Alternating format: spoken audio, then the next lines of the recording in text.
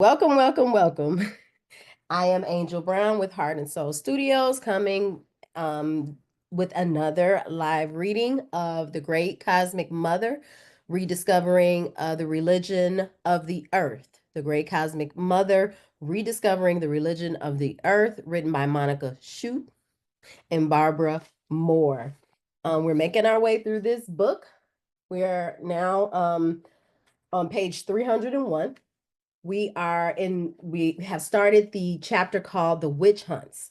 And I do want to say that this could be triggering, so I'm going to give a trigger warning now. I've been, every week I tend to give the order of things for the reading. Hey, Alicia. Which is I'm going to read through. You can treat this as an audio book. You can put yourself on mute. Just, continue to do what it is that you're doing while you're listening, what have you. And then, so I usually read from about 8:30 to 10:15, and then I leave or 10:15, 10:20, and I'll leave about 10 minutes for discussion, reactions, comments, what have you. And Alicia, I did just say, and I'm gonna say it again, this could be a little bit not a little, I don't want to even measure or gauge it. This could be triggering. So I'm giving a trigger warning as we um pick up on the reading of the chapter entitled The Witch Hunts. All right. So I'm gonna go ahead and get started because I really want to get through this book. We're getting pretty close. All right. Kramer and Springer, the two Dominican monks who wrote The Hammer, that's the name of the book, were eventually chastised by the Catholic Church for their habit of going around to German villages and fabricating evidence of witchery. For example, Kramer paid an old drunk woman to hide in ovens and make weird noises, thus proving to her neighbors that the woman of the house was possessed. But of course, this chastisement was not severe. Even if evidence against a woman was fabricated, she probably was a witch or could be one someday. An ounce of prevention, dot, dot, dot. And so many women had already been burned or would be burned, there was no way to stop it. Originally plotted and engineered by the Catholic Church, the European witch burnings took on the atmosphere of a natural holocaust, spiritual fires set by God, burning out the evil plagues of the human soul. Witchcraft was unavoidably political. It was what remained of the native pagan European religion, kept alive through the 1,000 years of Roman Church imperialism and imported Christian ideology. Witchcraft was the religion of the country people and served as the tribal core around which potential and actual revolt could be mounted. King Richard I was a witch. He dreamed of leading a pagan uprising against European Christian courts and churches, but the Crusades drained off resources and energy from his plans. Too many feudal lords chose to go off to fight in the Palestinian Holy Lands rather than remain at home fighting for their own pagan lands, the holy soil of the old religion. Witchcraft was why the church allowed Joan of Arc to be burned. She could not only lead France as against its secular enemies, she might also lead the people against the oppressive dominance of the French church crown. For Jeanne d'Arc was a native European witch, resonating to the needs and dreams of the peasantry. Oh, I guess they're calling her both Joan of Arc and Jeanne of Arc. So basically, yeah, so Joan was a native European witch resonating to the needs and dreams of peasantry, which is why they burned her after letting her fight in their war against secular enemies. His mother. In the wrestling match for power between the Catholic Church and the New Reformation or Protestant sects, witches were made scapegoats by both sides. In German Catholic villages and towns, priests directed the people to burn Protestants and witches. In German Protestant towns and villages, preachers called for the burning of Catholics and witches. In these endless sectarian games, which make up so much of European history, people's conditioned biophobias, the endless paranoias and hatreds produced by dogmatic repression were systematically directed by the Christian church against witches, women, and other scapegoats, and thus diverted from rebellion against what was truly oppressing them, the unearned wealth, power, and corruption of the Christian church itself. Martin Luther has been ballyhooed as a freedom loving reformer.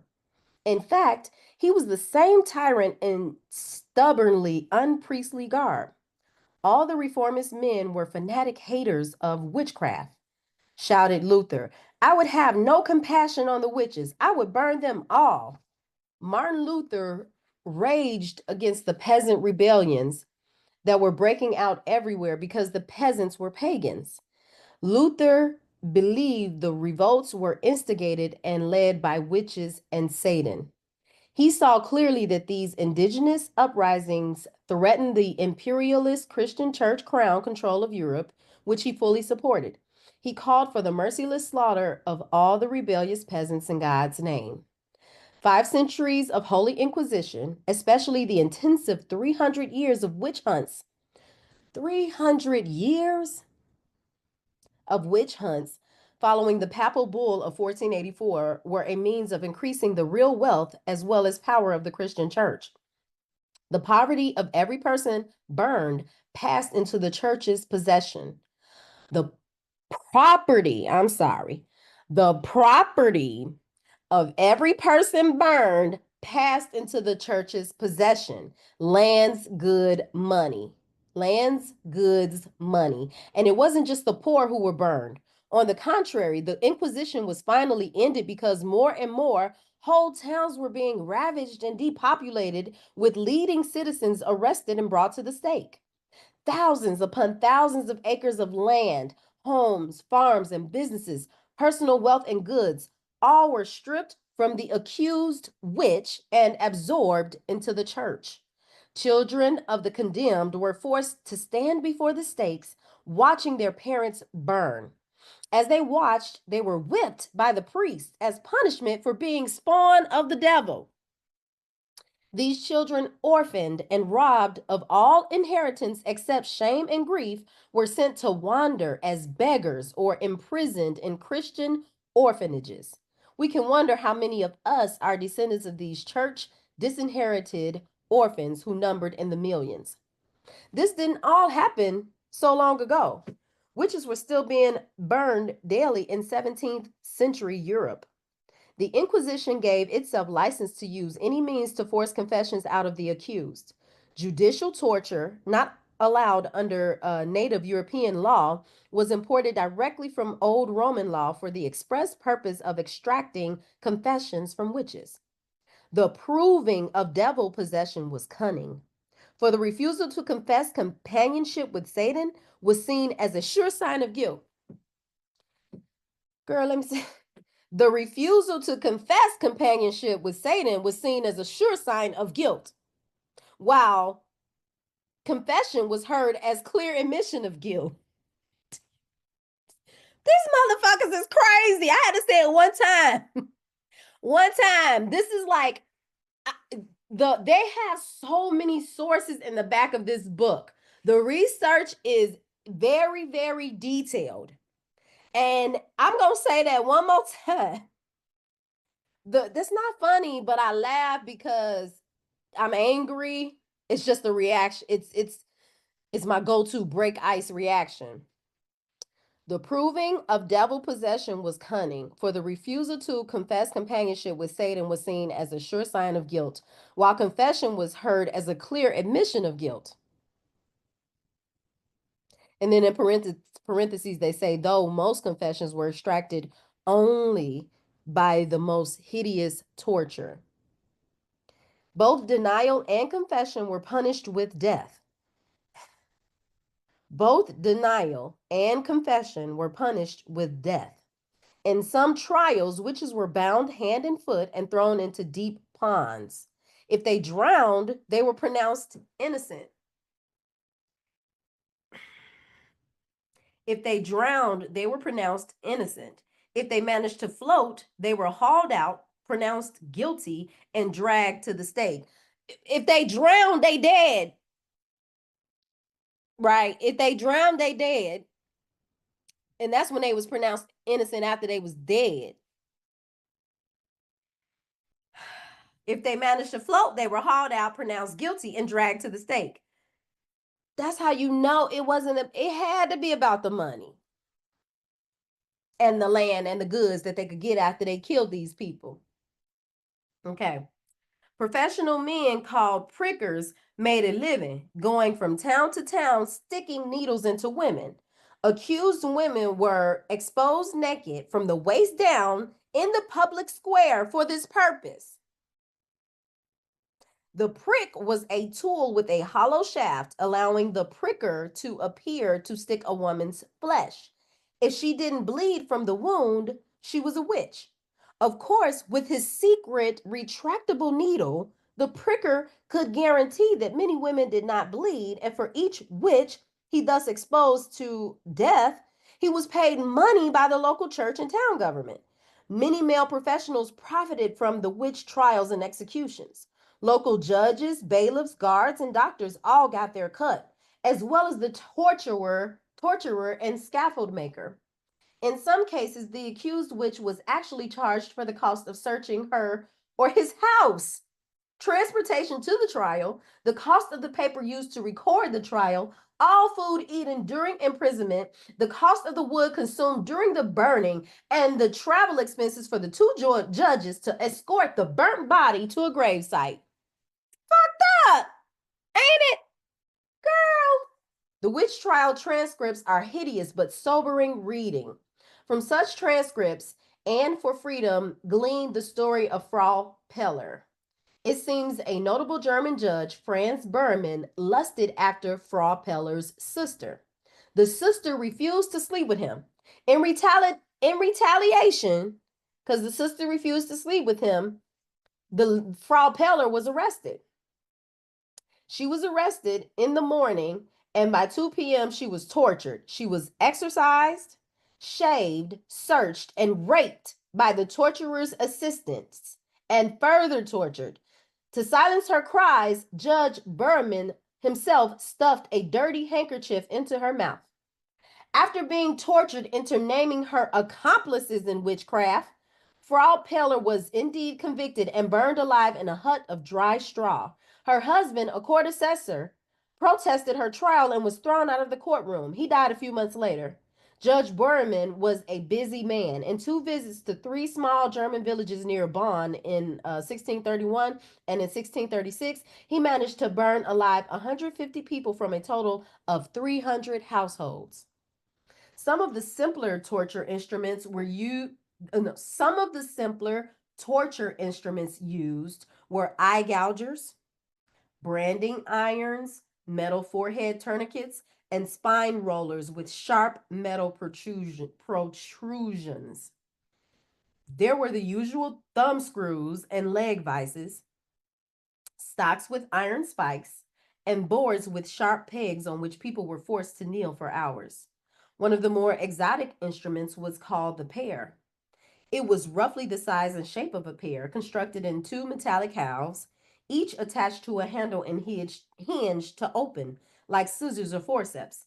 The pear was heated to red hot, then inserted into the prisoner's mouth, anus, and or vagina, and spread open as far as it would go.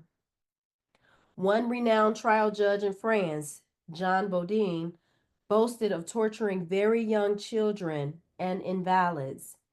A lawyer, philosopher, and demonologist, considered one of the best minds of his generation, Bodin specialized in cautery and hot irons, and then cutting out of the putrid flesh. Feathers were dipped in burning sulfur and clamped in armpits and groins. People were given scalding baths in water mixed with lime.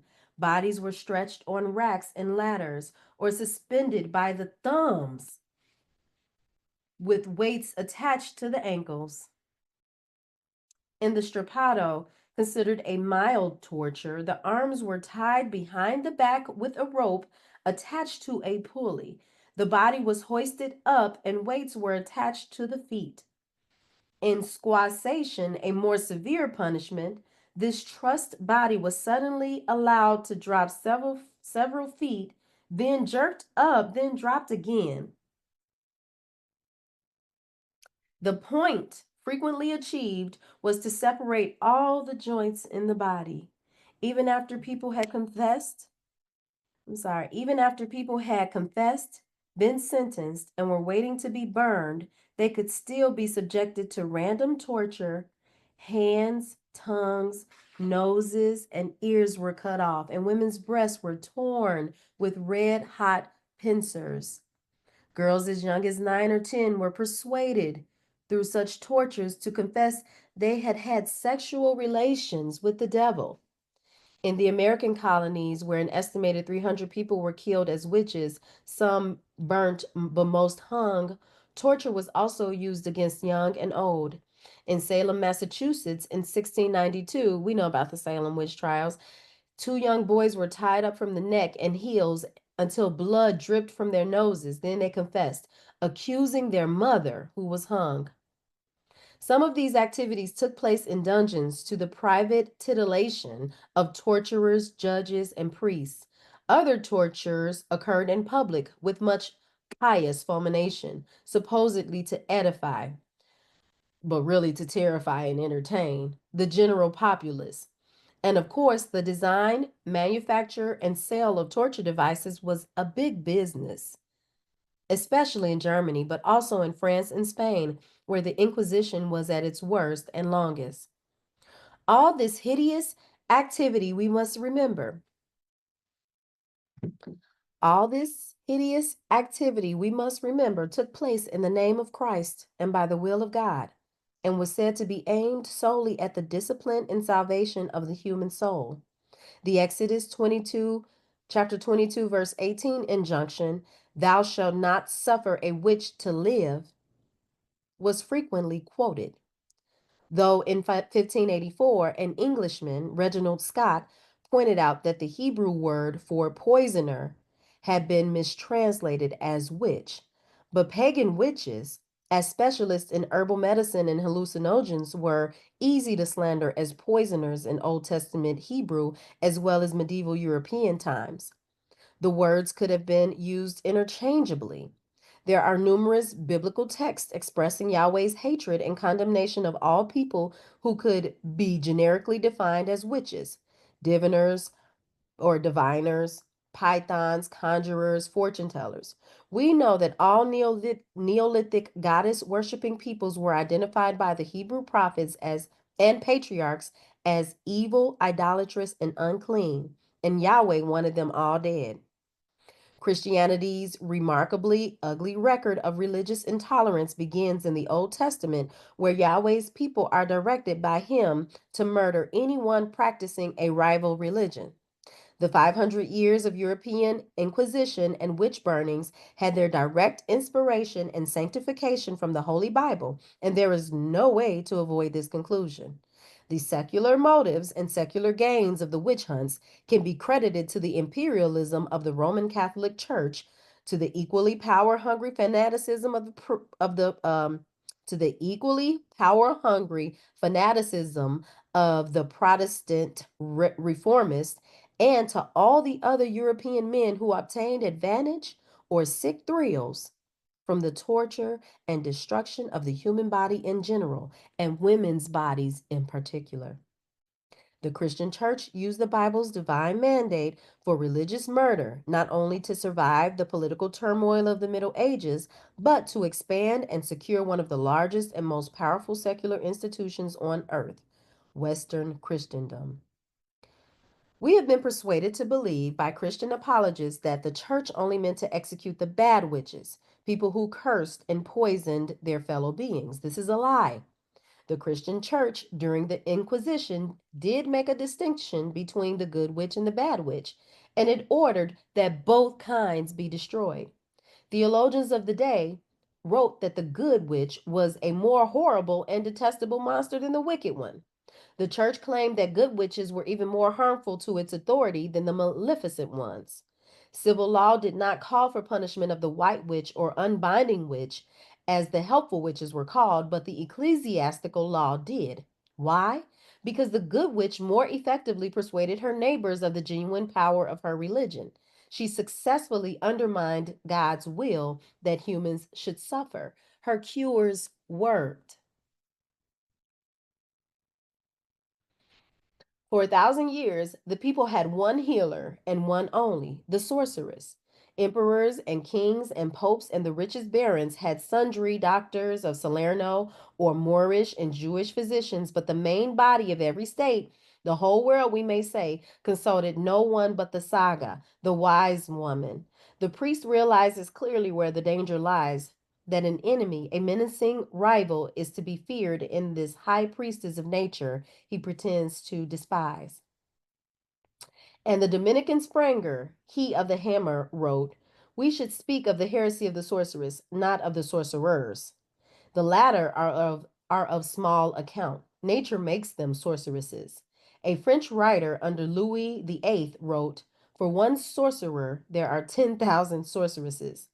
The sorceress, the town witch, was also and always the people's healer, the midwife, the skilled pharmacologist. The people needed her.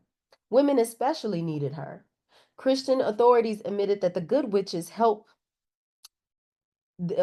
Christian authorities admitted that the good witches' help to the country people was of ancient tradition and good effect, but this was the cause for burning them. The white witch's power to cure sickness proved that she had a pact with the devil. The priests could not cure. They had only punitive dogmas, abstract words, empty gestures, typical of rootless ritual. If the good witch could cure, clearly she possessed superior knowledge and power, a possibility the church could not allow. Instead, it officially sourced her power in evil. The white and the black witch were both guilty alike in compounding with the devil. Thus, with one stroke, the priestly hierarchies eliminated both their rivals for public influence and the living evidence that their own religion was a fraud. As the witch hammer, that's the book, spelled it out, any unexplained power or phenomena was suspicious, sourced in evil. And 15th century Europe was a hotbed of unexplained phenomena.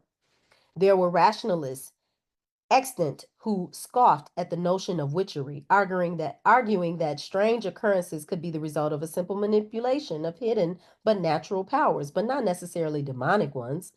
But all power, however human or natural, threatened the total authority of the church fathers. And the real powers of witches, powers of nature and the human psyche, knowledge, customs, and um, techniques going back for millennia, were the greatest threat of all. For these were precisely the traditions the patriarchy had broken with. The Maleficarum, that's the book, called for the destruction of the ancient and secret knowledge of poisons or herbs and drugs, healing and hurtful, a tradition of lore which had been handed down from the remotest time, healing and hurtful. It was not the witch's wickedness, but her effectiveness that the church wanted to destroy. In patriarchal religion, only God has power. Power does not exist in nature, and it is not something he shares with his creatures. Dreams, faith, and energy must be strictly directed and controlled by his church, his police force on earth. And no one may fly through the night with the moon, or envision other worlds, or commune with the earth and the stars, or cure illness with herbs without being seen as an agent of the devil. The monks, Kramer and Springer, prove that any form of knowledge which is not a direct revelation of God the Father is of the devil. And only priests had direct revelation of God. An ordinary mortal claiming such experience was clearly possessed by Satan. The people's ancient knowledge was, of its very nature, suspect and sinful. The miracles performed by Christian saints were given them by the grace of God, not by the power of nature. In Christianity, nature has neither grace nor power. If it appears to exhibit either, the appearance must be devilish. The saints' miracles were evidence of only anti-natural power, belonging to those who deny nature and give themselves to the Father. The kind of power exhibited by the saint who stood before a crowd of peasants and slowly, one by one, plucked all the feathers out of the body of a wild bird. He then handed around the bloody, tortured mass as evidence that nature could not save her creatures once God had willed their destruction at the hands of a holy man. Girl, since we are born of God, what wonder then that the sons of God enjoy extraordinary powers? The daughters of the goddess, on the other hand, were burned alive by the millions for exhibiting and using their own extraordinary powers. And when we see that witch knowledge was identical with agricultural knowledge with earth, moon, and star lore, then it is no wonder that the peasants' rebellions were tied in with the witch hunts. Neither, okay, so now they're quoting the Bible. Neither shall ye use enchantment nor observe times. Leviticus 19:26. Idolatry is for the first of all superstitions. Divination is the second, and observing of times and seasons the thirds. The third. I just gotta stop right there because I mean, think about it. I observe the time of my period in conjunction with the moon. That's how women control, that's how contraception, natural contraception is performed by observing times. I'm,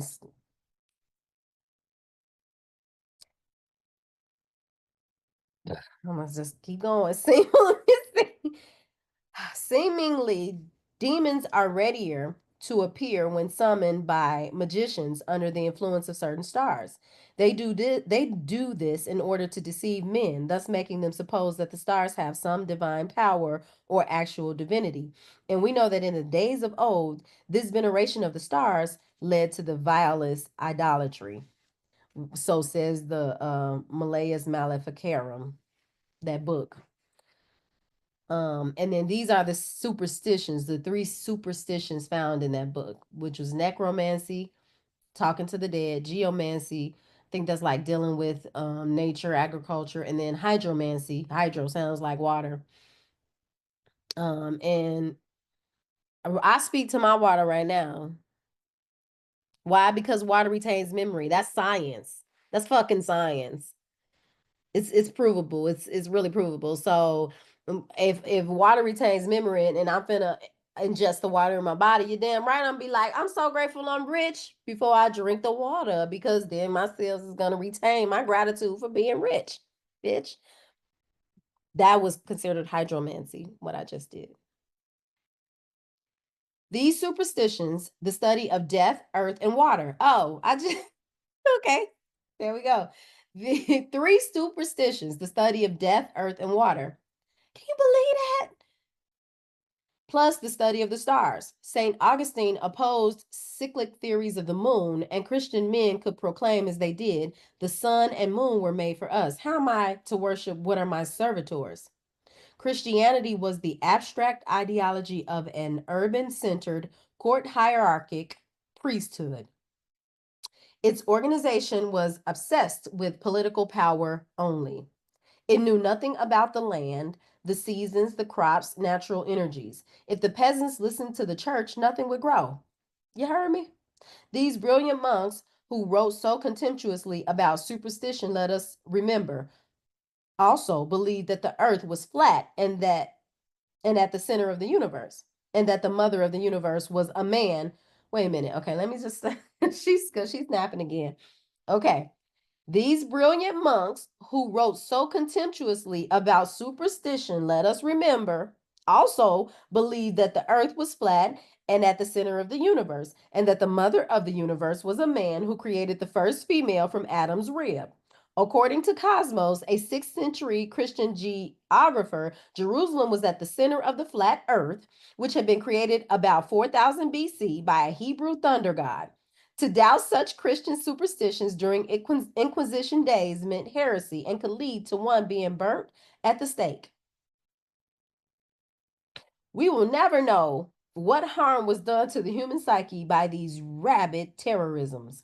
That Christianity destroyed books, libraries, whole cultures and their records, monuments of ancient knowledge and wonderful art, that it set the intellectual development of the human race back hundreds of thousands of years, we already know. We can only begin to guess what it did to the natural poetic psyche of human beings, the dream process itself. ecstasy, divination, foretelling, entrancement, use of magic herbs, drugs, and shamanic yogic techniques, powers essential to the evolutionary health and balance of the human psyche, were forbidden, punished, and driven into a guilt ridden underground by Christian dogma. The book, The Witch Hammer, reinforced the Old Testament injunction that all dreamers must be stoned to death. A man or a woman in whom there is a pythonical or divining spirit, or that is a wizard, let them die. They shall be stoned. That's Leviticus 20:27. Thou shalt not hearken unto the words of that prophet or that dreamer of dreams, and that prophet or that dreamer of dreams shall be put to death. Deuteronomy chapter 13, verses 3 through 5. I just seen my mama yesterday in my dreams. We had a long talk. So now, what does that make me? Shit. The Malleus Maleficarum proclaimed those women are called pythons in whom the devil works extraordinary things. It is unlawful for any man to practice divination, and if he does so, his reward shall be death by the sword of the executioner. The Malayists and the church denounced witchcraft as a spiritual crime. It blasphemed and profaned the Creator. Perhaps more crucial, the psychic powers tapped and activated by witches were defined as political crimes. Witchcraft is a high treason against God's majesty. Because the state acted as police, prosecutor, judge, and executioner for the church's definition of such crime, high treason against God surely constituted a threat to its temporal power as well. Thought police and dream police are not 20th century atheistic inventions. They are our inheritance from the European Inquisition, which, in the joint name of God and the King, initiated the most extreme active manipulation and politicization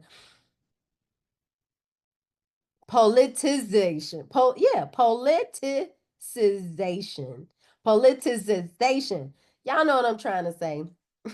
In the joint name of God and the King, initiated the most extreme active manipulation and politicization, like dealing with politics, of the human mental processes ever known.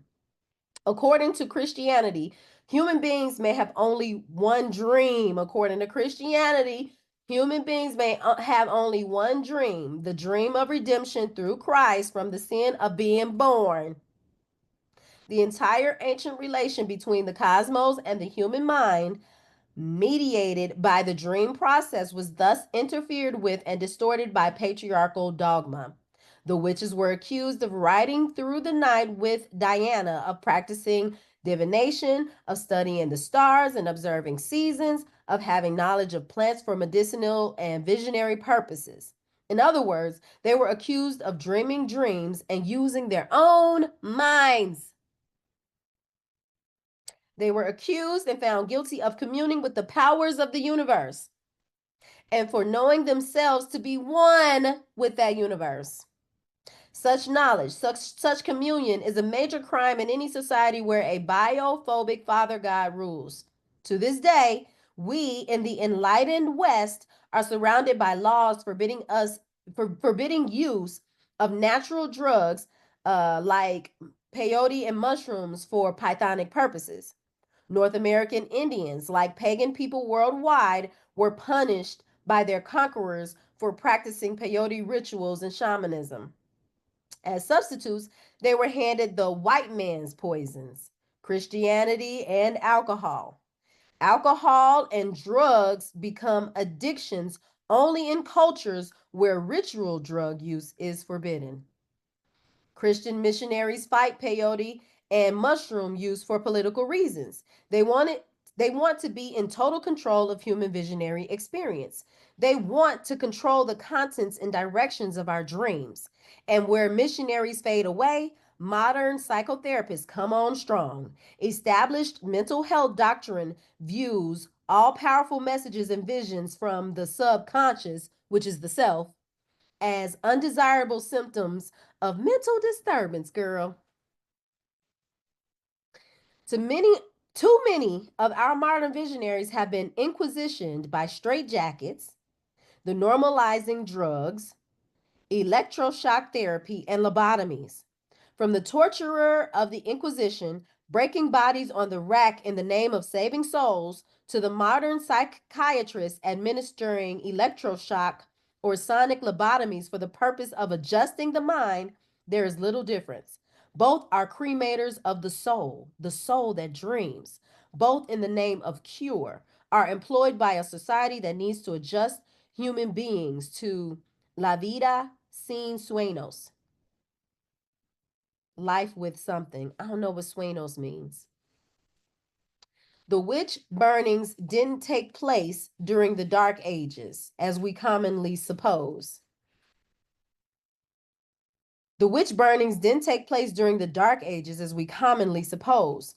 They occurred between the 15th and 18th centuries, precisely during and following the Renaissance, that glorious period when, as we are taught, men's minds were being freed from bleakness and superstition. While Michelangelo was sculpting and Shakespeare writing, witches were burning. The whole secular enlightenment, in fact, the male professions of doctor, lawyer, judge, artist, all rose from the ashes of the destroyed woman's culture. Renaissance men were celebrating naked female beauty in their art, while women's bodies were being tortured and burned by the hundreds of thousands all around them. New communication technology also contributed to the witch hunts. The printing press was established in 1450. The first major work printed was the Bible. Martin Luther was born in 1483. We know that the Protestant Reformation of the early 16th century was fueled in large part by the existence of the new mass printing technology. The Latin Bible used by the Catholic Church was an elitist handbook. Few possessed it, fewer could read it. The Reformists argued for the translation of the Bible into German, into all the European vernaculars, so that the people could read the Word of God for themselves. This religious revolution was made possible by the new print technology. As the 16th century heated up, as we've said, witches were everywhere, caught in the crossfire between the Catholic Church and the Protestant Reformists. But there was another turn of the screw. In the 16th century, for the first time, people were able to read the Bible's misogyny in their own languages. Before they'd received only the Latin passages and the interpretations of priests, but now the full word of God was spread before their eyes, and Yahweh's wrathful condemnation of female flesh as the unclean playing field of the devil was quite clear. Because of their fundamentalist literalism in the following of Holy Writ, the misogyny of the Reformists was often more extreme, if possible, than that of the Catholics. Further, the new popular press throve on witch hunts.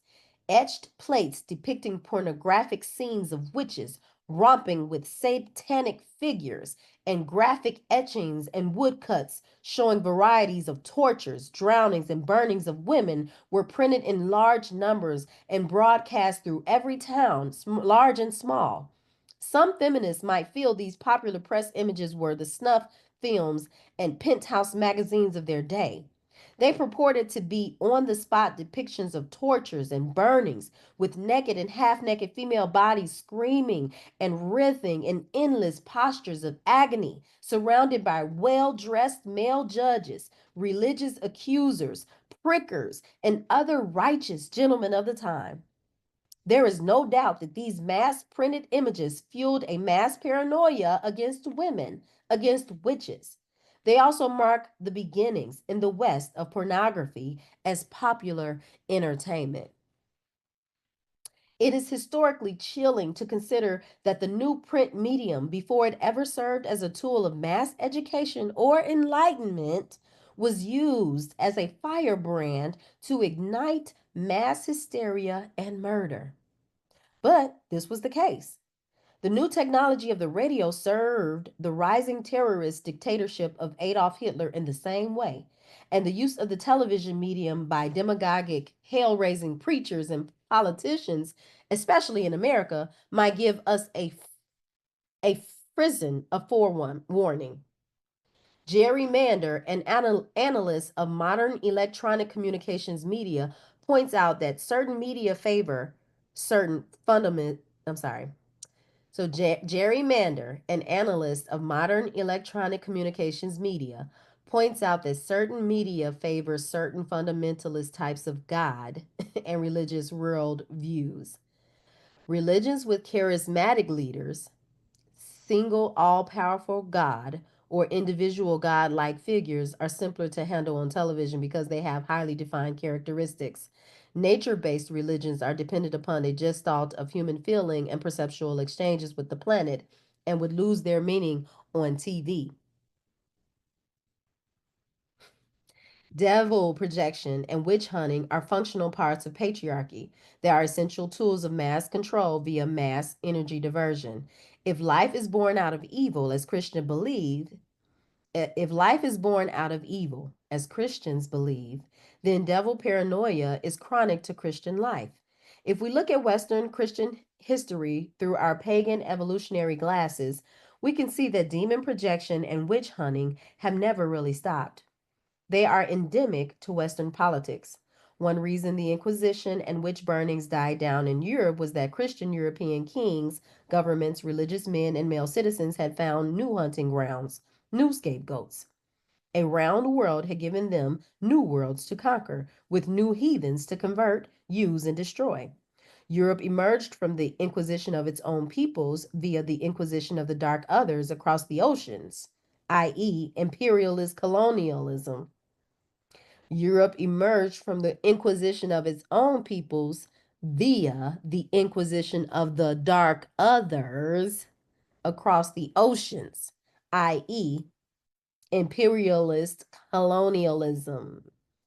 There were black Africans to be enslaved on their own continent or dragged in chains to the American colonies, where there were also numerous indigenous tribes of pagan idolaters, the North, Central, and South American Indians, all of whom could be defined as mere animals, bestial demons, and spawn of the devil, whatever it took to rationalize enslaving them, massacring them, ripping off and cannibalizing their lands, cultures, and life energies.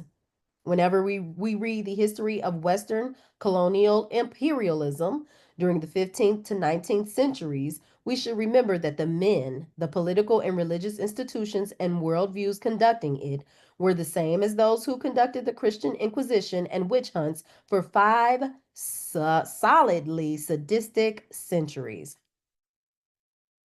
Christian men, in the name of Christ, enlarging their properties, their powers, and their pieties in the same bite. Witch hunting and devil projecting in more or less subtle forms are classic patriarchal tools. They can be picked up and used anytime, anywhere to build the house of God, that exclusive clubhouse of ambitious men.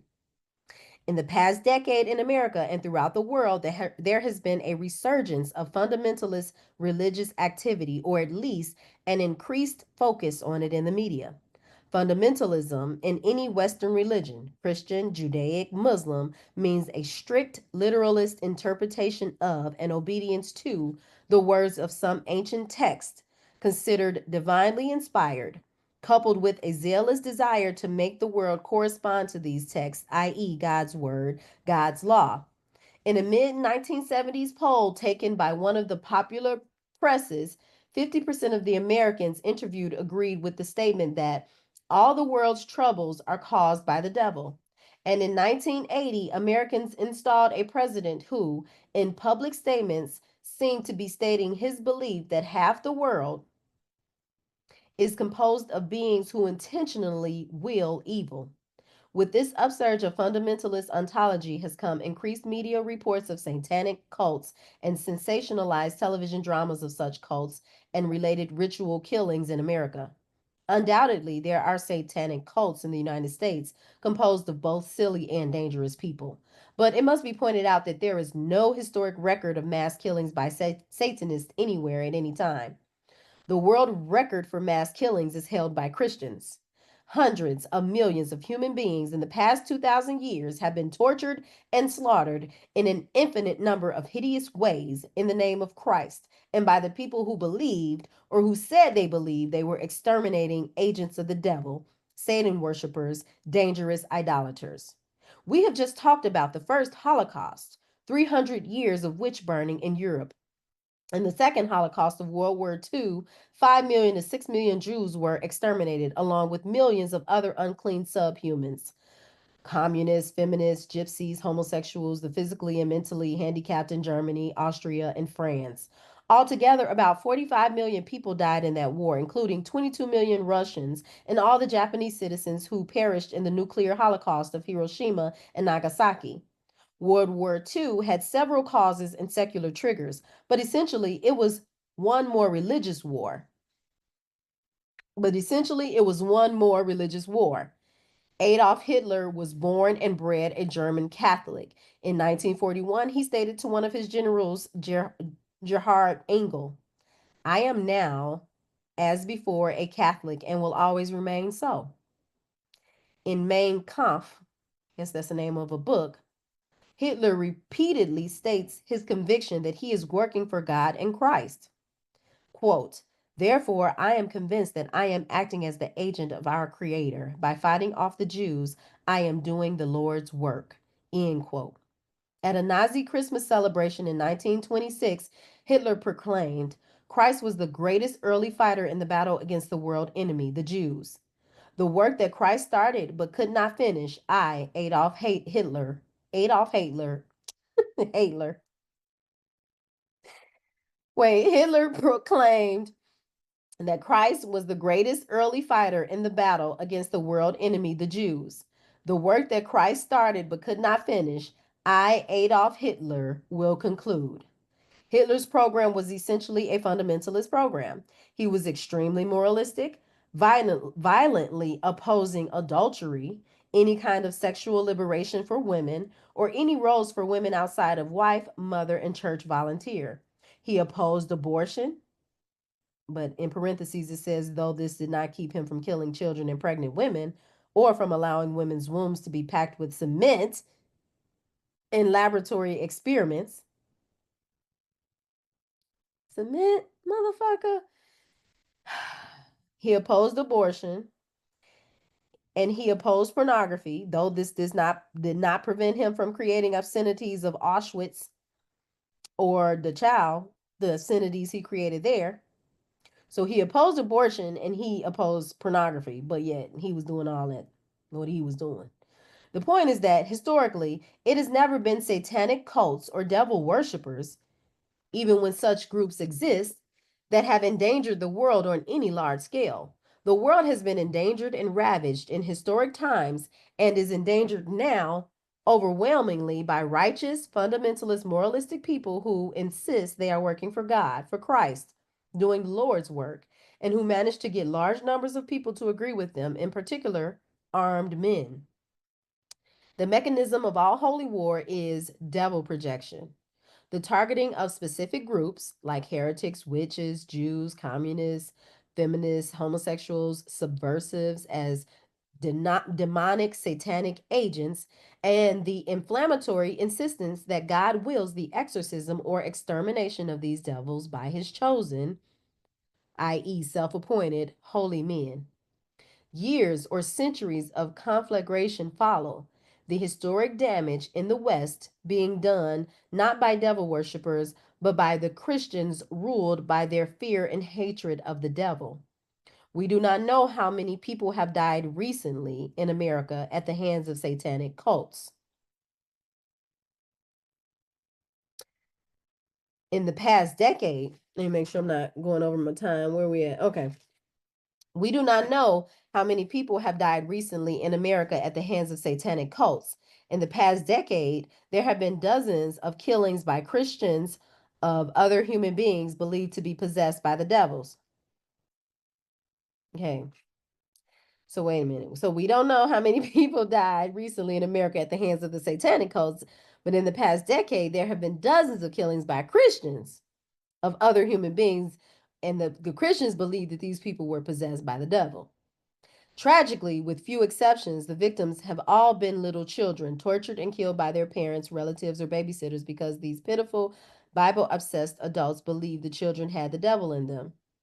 Doubtless, the mid 1970s success of films like The Exorcist and The Omen, in which the devil always sensationally picks children to inhabit, is related to this sad phenomenon. In 1976, a Christian fundamentalist sect was involved in the beating death of a 3-year-old boy whose parents were members of the sect. They were beating the devil out of the boy. In Philadelphia in 1979, a 3-month-old baby was thrown out of a second-story window by its aunt because she said, "The Lord told me to." In New York in 1980, a 21-month-old boy was exorcised by his mother while 3 brothers watched. The infant was scalded in boiling water and then seared to death in an oven. The mother explained to the police that she had to get the devil out of her baby. In 1983, a 2.5-year-old California girl was held down by her father on a hot floor heater until the devil left her and she died. In 1984, in Bangor, Maine, a man killed his girlfriend's 4-year-old daughter by burning her in an electric oven. He claimed the child was Lucifer and he was performing an exorcism on her. In Austin, Texas, in 1980, a 21-year-old male was sleeping with his head against his truck window one night when his best friend drove up, saw his head, and blew his brains out with a deer rifle.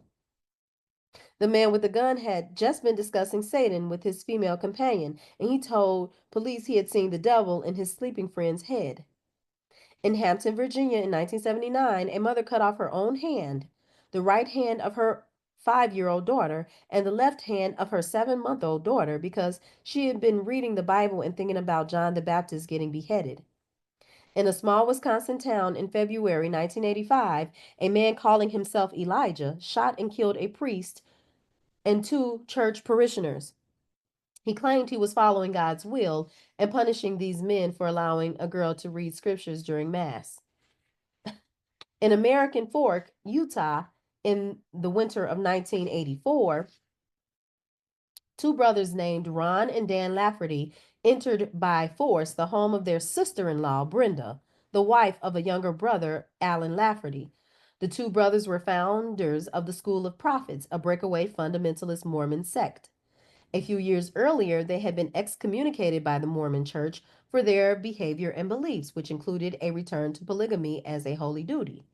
The School of Prophets, citing Bible texts as support, claimed that wives were property given to men by God and meant to obey without question all instructions from their husbands. A woman who resisted her husband's wishes in any matter was a fornicator, and her children were, in the eyes of God and the Utah prophets, children of fornication. Brenda Lafferty had supported the wives of these 2 brothers in divorce suits following the men's return to holy polygamy. Ron and Dan Lafferty had also received a revelation that called for 6 mighty ones to battle for the Lord against Lucifer. The School of Prophets was born in this revelation, composed of 5 Lafferty brothers, but the 6th, Alan, was discouraged by his wife from having anything to do with the self appointed prophets. She believed they were Satanists. When the Lafferty brothers forced their way into Brenda's home while her husband was at work, they were acting according to another revelation. God had told them it was his will that these people be removed. Witnesses heard the men calling Brenda a bitch, slut, and liar. She fought back, kicked, and screamed and begged them not to harm her child, who was in a crib. The 2 men stifled her with a pillow and tied a cord around her neck so that the one brother could slit her throat. Then they held her head back to let the blood pour from her body as a proper biblical sacrifice. The murder knife was then handed to Dan Lafferty, who went to the crib where a 15-month-old baby girl, Erica, was crying, "Mommy, Mommy." Dan Lafferty slit the baby's throat, telling people later, "It wasn't no problem. I felt the spirit. It was with me." During his trial, Dan Lafferty acted as his own lawyer, admitted the killings freely, and defended himself entirely on the basis that the murders had been commanded by God. "The state has failed to prove that a crime has been committed," he told the jury. "It could very well be fulfillment of revelation of God, not a crime." Lafferty further testified, "Consistent with the scripture, we are told that there are going to be some frightful circumstances when the Lord's kingdom is built up and the adversary's kingdom must be torn down. We're told that will be a dreadful day. The proud will be destroyed and their children will be dashed before their eyes, and there will be no pity for the infant or the suckling. I don't intend to make excuses over things I have no control of. I'm not really sorry. I'm not in the position I am because I chose to be. We are involved in a day when the Lord has strange work to do." A Utah jury sentenced Dan Lafferty and his brother Ron to life imprisonment. But they were not able to refute the Lafferty brothers' assertion that the Holy Bible supported their deeds. These are just a few news stories emerging from the past decade in America. All the murders and mutilations described were performed by people who saw themselves as holy men and handmaidens of the biblical God and of Christ the Lord. They were all doing God's will, smiting devils, smiting whores and fornicators, and children of fornicators.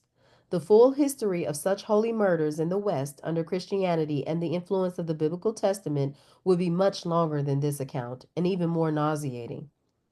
Quote, the devil is the curse of those who have abandoned the goddess. End quote. Hmm. Finally, a word about Satanism, which has nothing to do with witchcraft. Witchcraft, we should know by now, is the ancient European pagan religion going back to the hunting times and the Paleolithic caves. Its practitioners worship a female goddess and her consort, the horned one, who is represented with the goat hooves and horns of the god Pan, meaning all, the fertility spirit of nature. Pan goes back to the shamanic figure in the Troy Freres cave, the sorcerer dancing in animal mask and skins.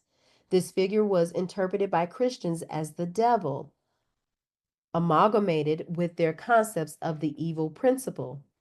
But Pan represented life and life energy, not evil. The witches never worshipped evil, which is a Christian obsession. They worshipped as human beings worshipped at the beginning of time. The goddess, her nature, her fertility, and her cyclic life and death cosmos. Satanism is a Christian heresy.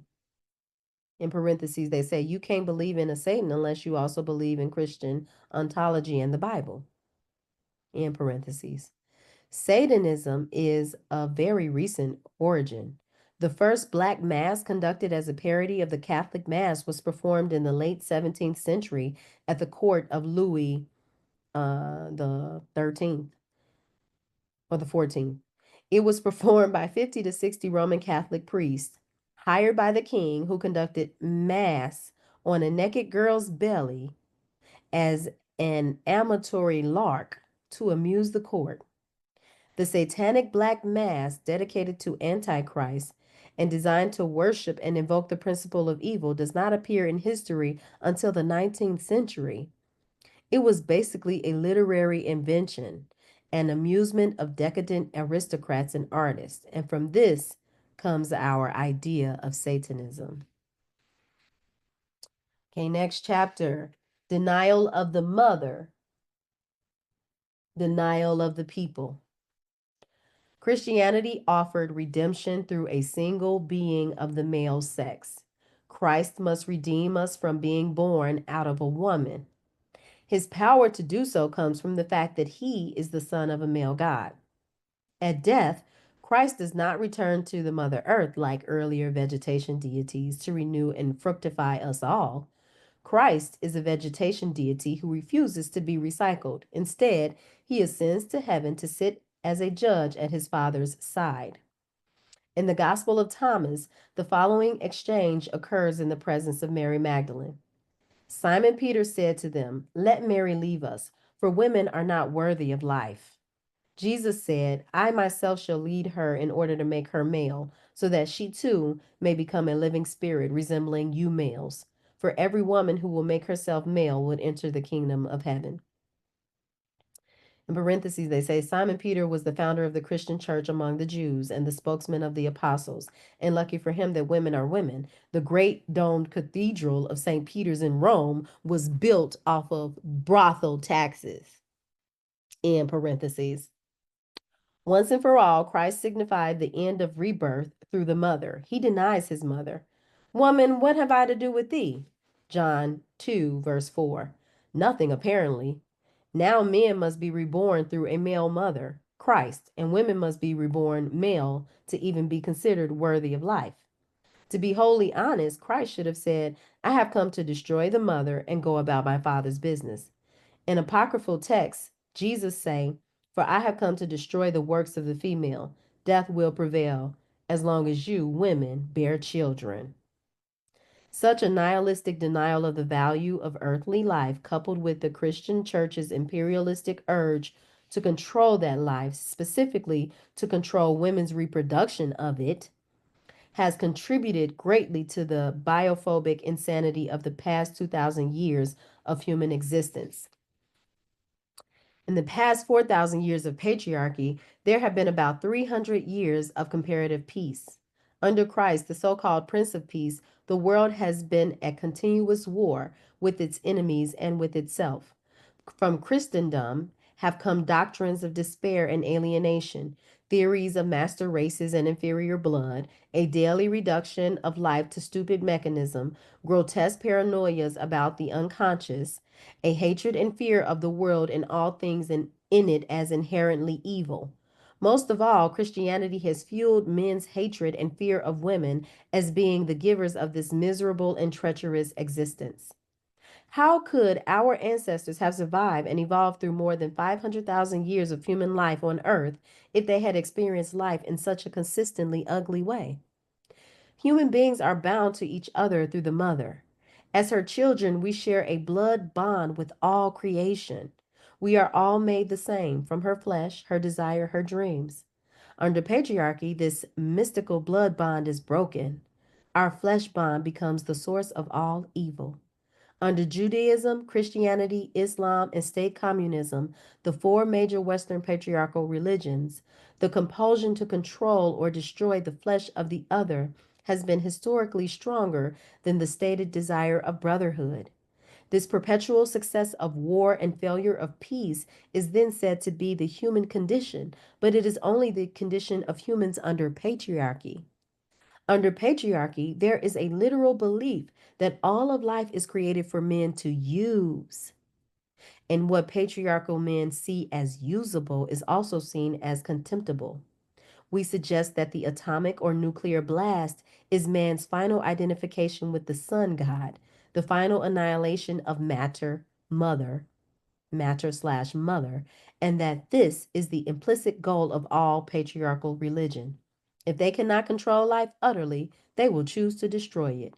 The nuclear technician is the ultimate priest of the Father, handing us his unholy mushrooms of rigid and uncreative death, a ceremonial sacrifice of mere objective numbers without grace, hope, rebirth, or magic immortality. Exclusive identification with the Father is a way of denying dependence on the Mother, who is always ultimately Mother Earth. Taking is a denial of dependence and also transforms the guilt of indebtedness into aggression. The masculinity complex, the obsessive denial of femaleness, is inherently nihilistic and aggressive. Because the Christian church relentlessly uses words like pious and humble and meek to describe the character of Christ, such words have masked the actual historical aggressiveness of the church against human bodies and minds. In fact, the Eastern Orthodox Christ Pantocrator was always pictured as quite fierce and demanding. But throughout the Christian empire, concepts of humility and meekness have been systematically used for centuries to condition submissiveness in the masses, while the ruling elites quite arrogantly and aggressively grab the earth's treasures for themselves. As John G. Jackson writes, the story of the Dark Ages in Europe presents a chronicle of horrors almost without a parallel in human history. And the saddest part of it is the story of the conversion of Europe to Christianity. He quotes Briffault. Could the full history of the conversion of Europe to Christianity be written? It would present a tale of horror more appalling than that of the Christianization of Spain by the Inquisition. The Christian religion has been imposed upon the people of Europe in much the same manner as it was imposed on Mexico and Peru, in the course of whose conversion Las Casas estimates 12 million people perished, butchered, burnt alive, and tortured. Those who survived the butchery of Christian conversion were enslaved, as Jackson writes again. The church not only perpetuated slavery, but created it where it had never existed under Roman law. Bishop Retherius of Verona in the 10th century went so far as to say, God has mercifully destined those to slavery for whom he saw that freedom was not fitting. Motherfucker. The medieval and Renaissance church fathers of Europe saw the institutions of private property, of coercive government, of class systems, even of slavery, as not only inevitable on this evil earth, but desirable. They were order imposing, elite enforced remedies for the corruption of human nature. The scholastic minds of the church and its patristic theory made a distinction between the state of nature and the conventional state, which is the real world, sanctioned by custom. According to God's apologists, this conventional state is not the original intention of God, but has come about through human sin as a result of the fall. Okay. Okay, here we go. According to God's apologists, this conventional state is not the original intention of God, but has come about through human sin as a result of the fall. Thus, the unnaturalness and exploitative coerciveness of the real world is blamed on human beings. Few noting that this state of things was originally established to enforce God's will over human beings. The Christian or biblical God is never blamed for worldly order and disorder. His absolute will is just used to sanction its continuance. Mm, mm, mm, mm, mm. Corrupted by original sin, human nature supposedly demanded restraints which could not be found in an egalitarian order. These restraints are inequalities of wealth, status, and power, and the consequent right of a select few to rule over the many. Such restraints were interpreted as not only the consequences of sin, but also its remedies. We are exploited, punished, and oppressed for our own good, so we are told by God's professional explainers. No matter how brutal, unjust, or greedy patriarchal institutions might be, they are to be understood as the whips of God on the disobedient bottoms of his mortal children. With such fiendish reasoning did the church fathers build their Christian empire. Throughout the early years of Christianized Europe, the priests and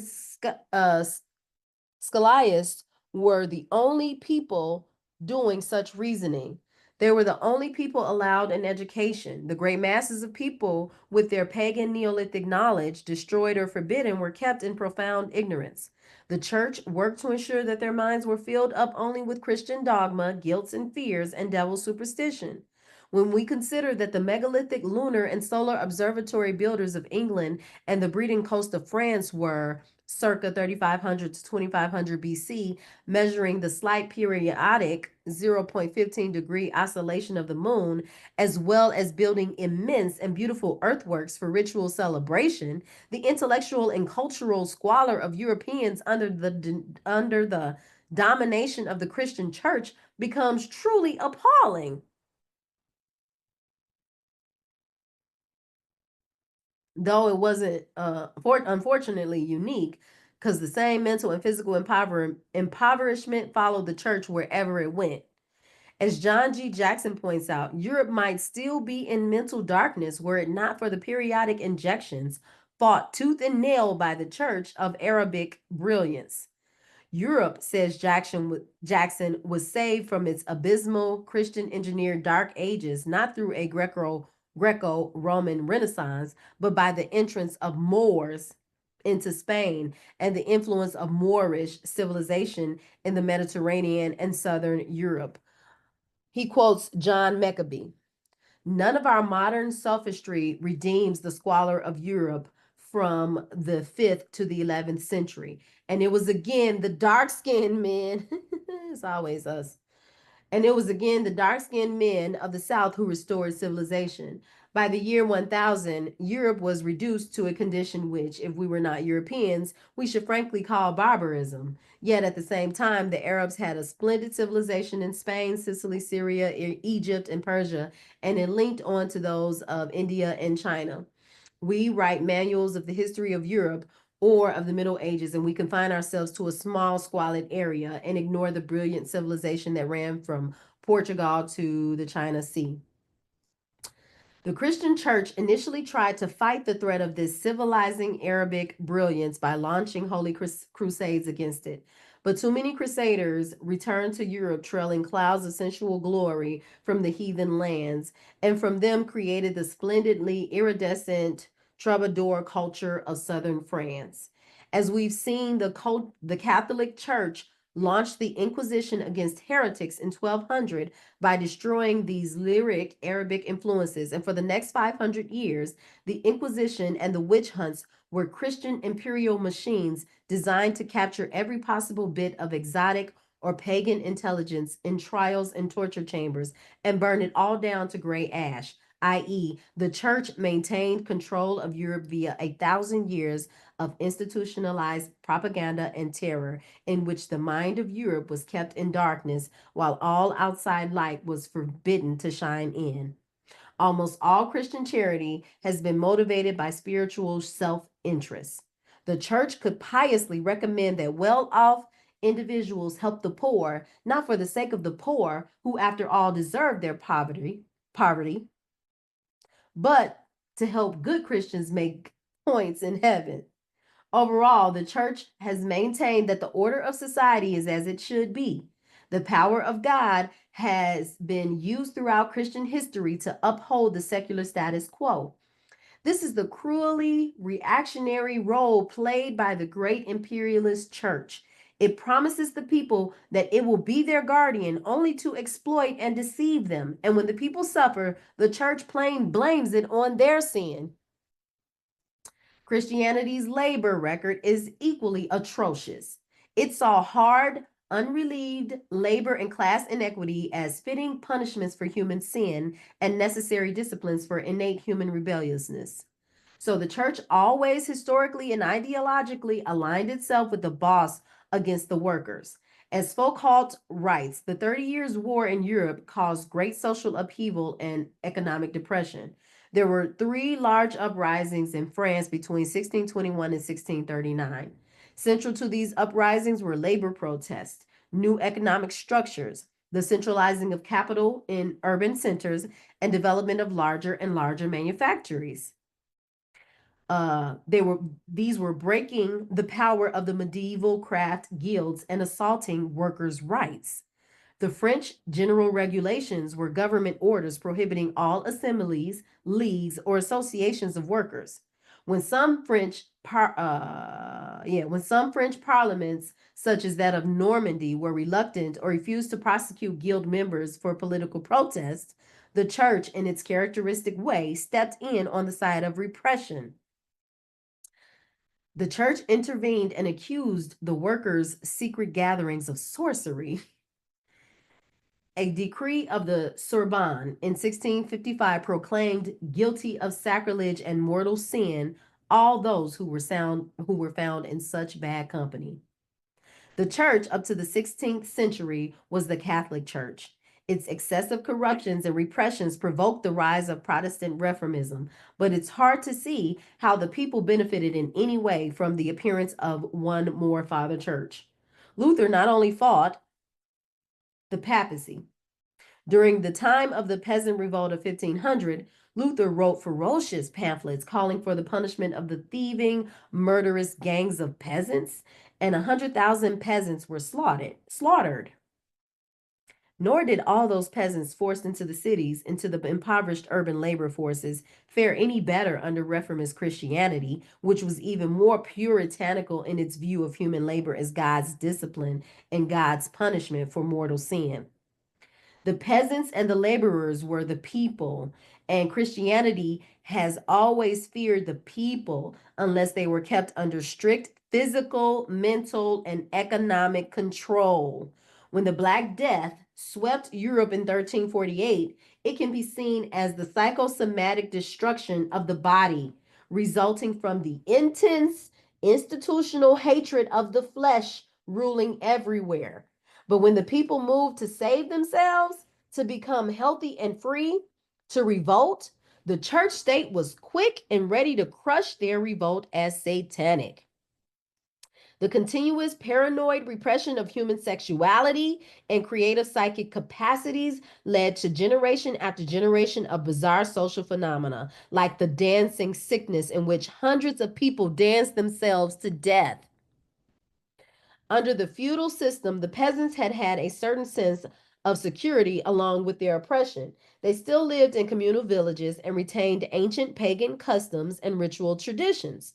When this system began to break down with the rise of the centralized church court, the peasants experienced a large scale famine, wars, poverty, uprootedness, and psychic disorientation.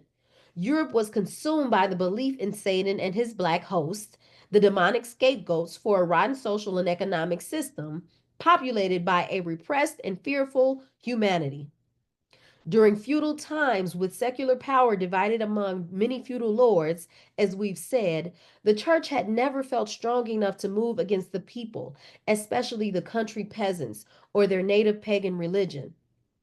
But with growing consolidation of religious royal power within urbanized centers, the church became politically unchallenged. It aligned immediately with the kings against the people. At no time did it even consider aligning with the people. Instead, it quickly moved to secure its power through forceful elimination of all rival religious beliefs. This is why pagan religion survived through at least 1,000 years of Christian rule in Europe. Power rested in the countryside.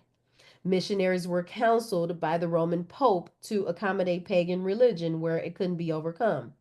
Thus, there are Christian churches throughout Europe built on the sites of pagan temples, and both pagan and Christian deities are pictured in many early European church reliefs. The naked goddess, with her legs spread wide to show the origins of life, adorns the lintels of church doors, even nunneries in many parts of Celtic Britain, particularly in Ireland, where she is called Sheila Nigig. In the same way, Christian symbols were incorporated into the ancient pagan festivals. Christmas is the winter solstice celebration.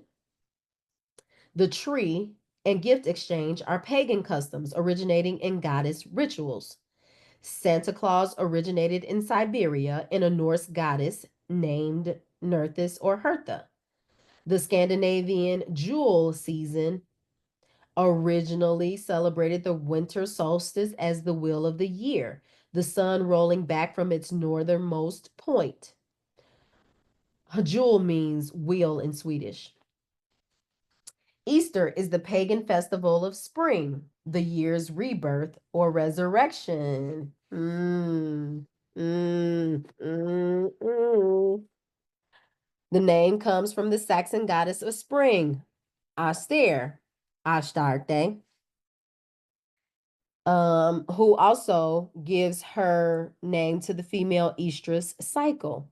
Her name is cognate with Neolithic Near Eastern goddesses. Astarte, Ishtar, Ashtoreth. The Easter rabbits, the colored eggs hidden around in the grass or rolled down the lawn, are fertility symbols of the goddess. Okay, baby. Finally, the golden number used to calculate the movable feast of Easter is based on lunar calculations and on the 1919-18 year eclipse cycle used by the Druids and earlier megalithic builders. The same number was once used to calculate the date of Christmas in relation to the winter solstice. Christian missionaries, when they could, forbade the country people to worship their natural trees, springs, caves, and sacred stones. But they had at first no real power to enforce these taboos, and the peasants good-naturedly included some Christian reference in their own pagan ceremonies, which they continued to practice. Pagan people worldwide tend to be spiritually inclusive, not fanatic. And after all, European pagans already worshiped the Great Mother and her magic child. Christianity could incorporate itself into this worship without much trouble. In its early days, for many centuries, it had no choice. But with the breakdown of the feudal system, largely through the church's ploy of sending feudal lords to fight and die in crusades far away in the Holy Land, while the church was busy scheming to gain control of their homelands in Europe, the power shifted from decentralized rural slash feudal to centralized city slash court. Feudal lords were bankrupted by the Crusades. They returned to find urban loan sharks at their castle gates. They were unable to resist the rise of kings, their courts upheld by Rome and its priests.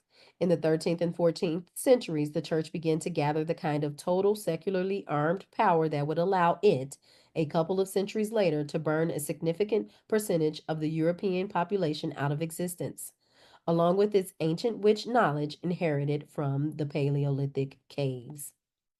In these brutal and transitional centuries, there appeared many messianic millennial movements among the people.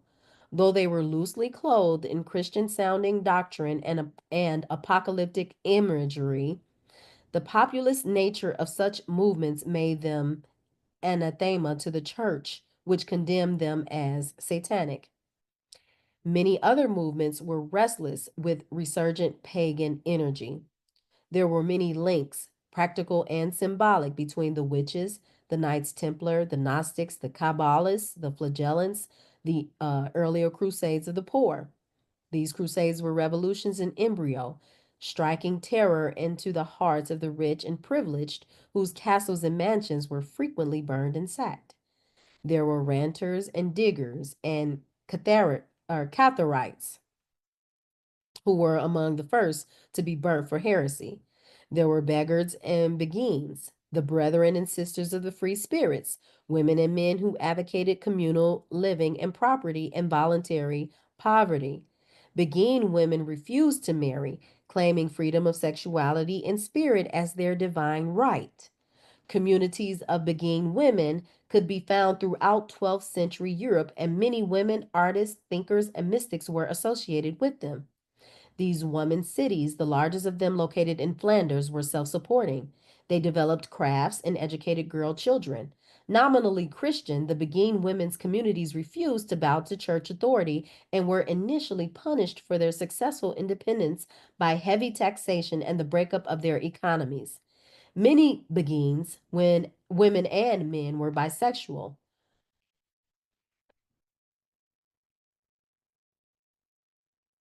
Hmm. Feeling themselves to be the cosmic children of a divine parent, not a punitive father, even believing they could be living gods, the beggars and beguines claimed to know nothing of mine and thine, except the mutual ecstasy of being alive within a divine universe. Not surprisingly, they too were burnt. It's not funny.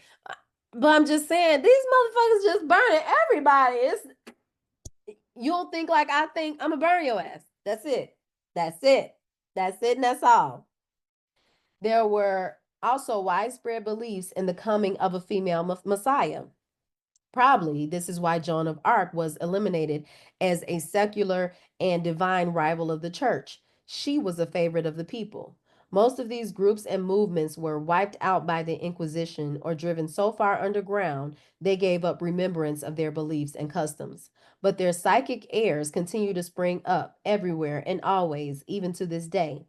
Significantly, they always spring up among the people, the poor, the young, the outcasts, women and minorities, the mad, the artists, and they are always seen as a threat to the established patriarchal order. Rightly so. They are children of the Great Mother, struggling to regroup. To the ancients, all things and events perceived by the senses and the intuition were interrelated, differing manifestations of the same ultimate fluid reality. The cosmos was one and inseparable, and the notion of the isolated individual self was an ego illusion to be transcended by ritual ecstasy and kundalini meditation. I'm going to say this again. To the ancients, all things and events perceived by the senses and the intuition were interrelated, differing manifestations of the same ultimate fluid reality. The cosmos was one and inseparable, and the notion of the isolated individual self was an ego illusion to be transcended by ritual ecstasy and Kundalini meditation. This was the natural holistic vision the Christian this was the natural holistic vision the Christian Inquisition and the witch fires tried to burn out of the eyes of the Westerners. Ironically, the Inquisition's excesses so disgusted men of intelligence that they turned away from the church altogether, repudiated religion, and began to build a wholly secular world on the smoldering ashes of the holy fires. From those fires rose Francis Bacon, calling for the truly masculine birth of time, the patriarch of experimental philosophy, as he was dubbed by an admirer.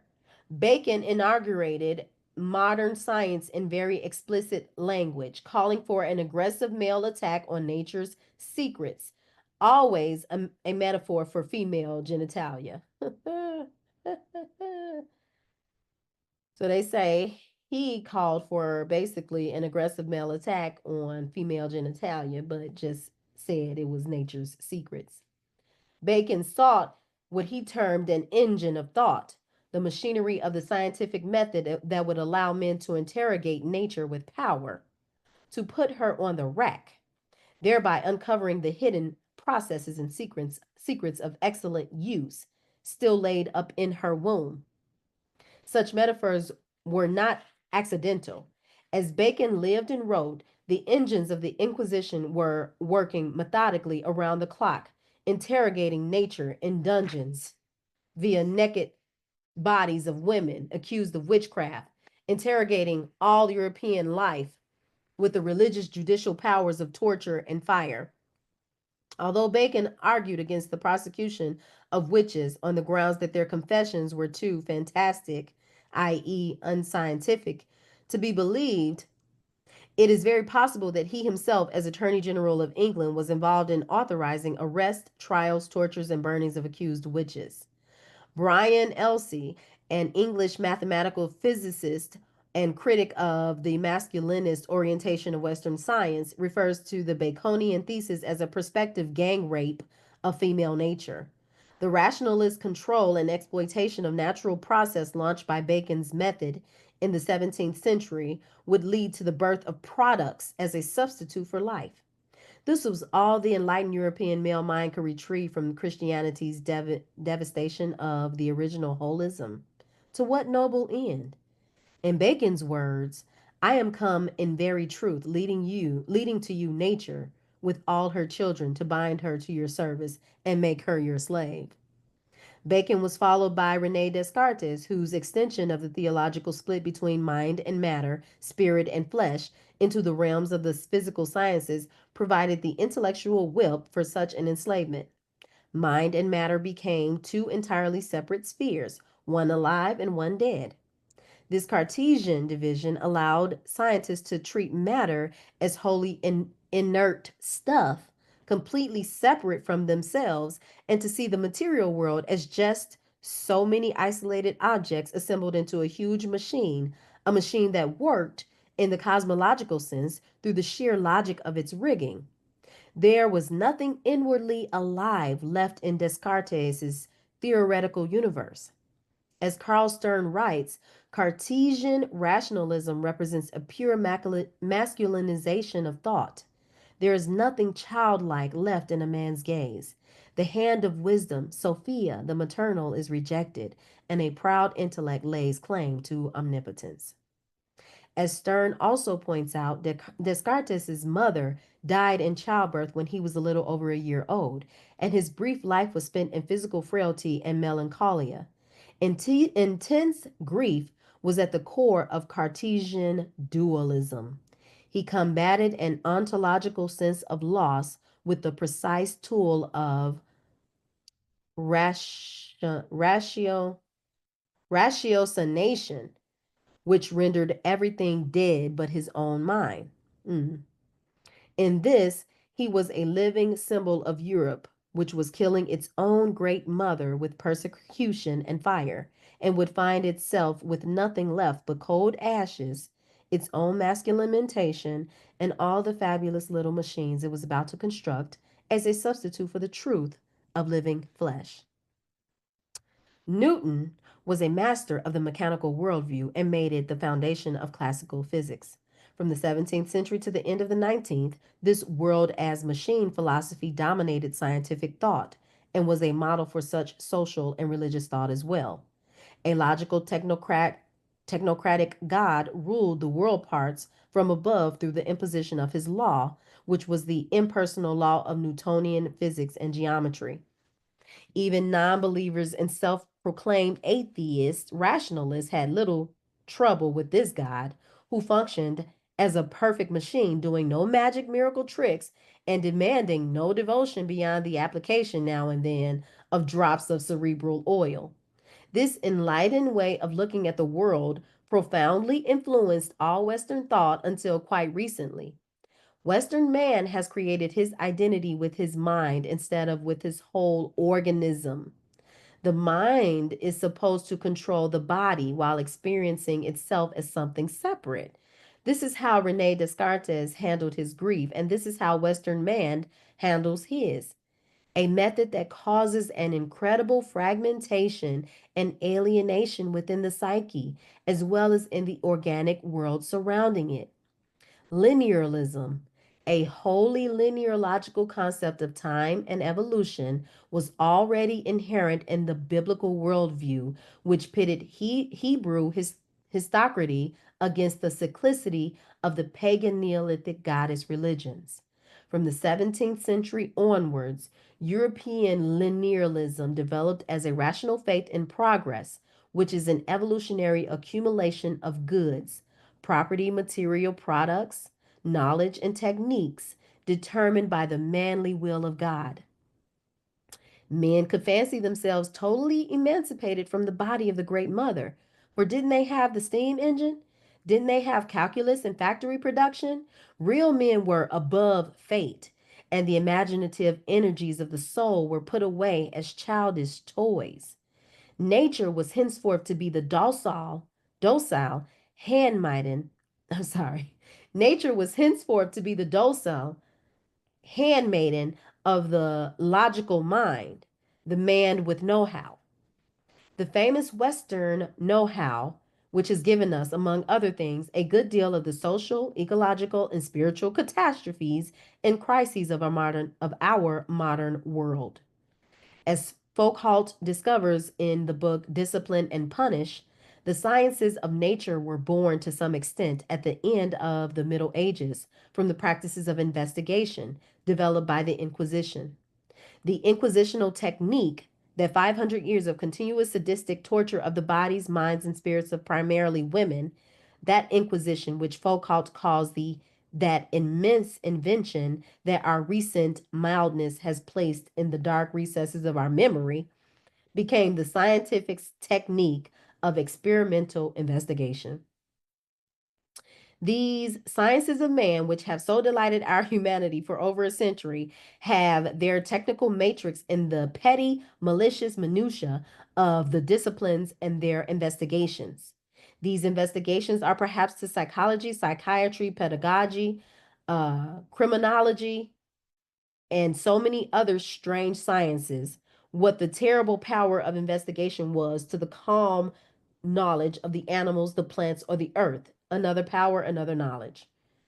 The Christian Inquisition held on the human being was okay. So the Christian Inquisition held on the human being was to be a scientific inquisition held on all of nature to the analytical end of turning both nature and human being into useful machines or functions of machines. Okay. Notorious Western discipline began as a Christian monastic technique, not a discipline of witness or of seasonal rhythm. Let me say that again. Notorious, it's, we got two more pages. Notorious Western discipline began as a Christian monastic technique, not a discipline of witness.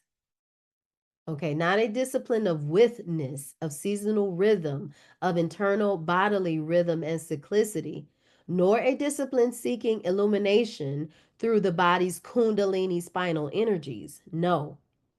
Christian monastic discipline was a rigid and deliberate program of naturalness, ascetically and punitively pitting the spirit against the body, against the ancient flesh. The monks established a timetable that was ideologically hostile to the moon, sun, seasons, and stars. It was based instead on the Christian mind's idea of how mortal flesh was to be straightened by forcing it to go against its own biological inclinations. This monastic timetable and aesthetic practice soon spread to the institutions controlled by the church, the schools, and the poorhouses. These vulnerable populations were to be the first European citizens outside of the monks themselves to feel the systematically biophobic lashes of God on their brains and backsides from dawn till dusk. The young, the poor, the powerless, they were the ones who needed straightening.